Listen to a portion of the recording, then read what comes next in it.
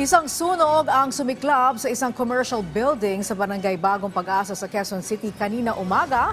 Matagumpay namang nailigtas ang 4 katao na natrap sa gusali. Para alamin ang huling sitwasyon doon, si Benji Dorango sa sentro ng balita live. Actually, Angelic, isang commercial residential building yung nasunog kanina dito sa Road 1, Barangay Bagong Pag-asa, Quezon City. At dyan sa nasunog na gusaling yan, 4 na katao ang natrap kanina at ang pagsagip sa kanila nakunang lahat sa video.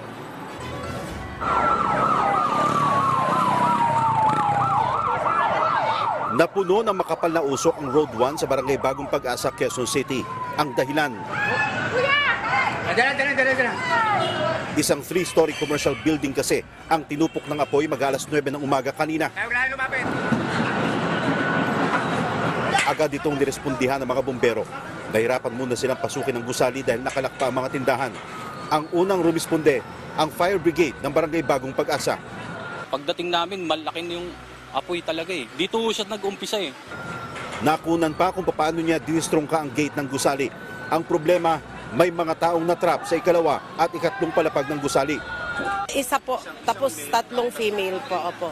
Pero yung 3 female po, iba-iba na pong ambulansyang nagdala sa kanila.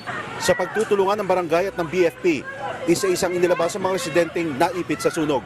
Ang unang nailabas, ang lalaking ito, basang-basa at may sugat sa paa. Ligtas naman ang lalaki. Pero ang mga sumunod na na-rescue, nahirapang huminga.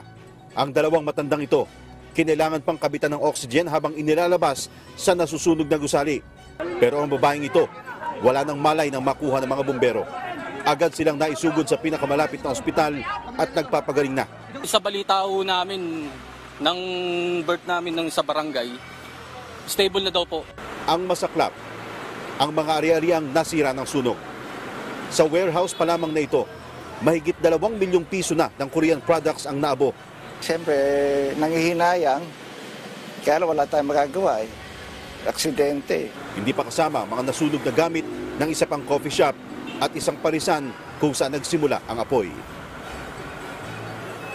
Angelic, umabot lamang sa unang alarmang sunog at agad namang naapulan ng mga bumbero makalipas ang mahigit 1 oras. Inaalam na ngayon ng BFP kung ano ang pinagsimula ng apoy, lalo't nangyari ang sunog habang sarado pa itong mga commercial area. Angelic?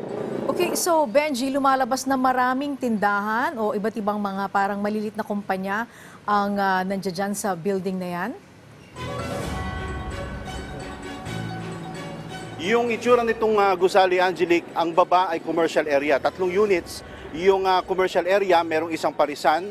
Yung nasa gitna ay Korean products naman, parang warehouse ng mga groceries. At yung kabila naman ay coffee shop. Yung itaas nitong gusali, yung 2nd at saka 3rd floor, dito naman nakatira yung mga residente. Doon nakuha itong ating mga biktima na naipit sa sunog. Angelic? Okay, maraming salamat sa iyo, Benji Dorango.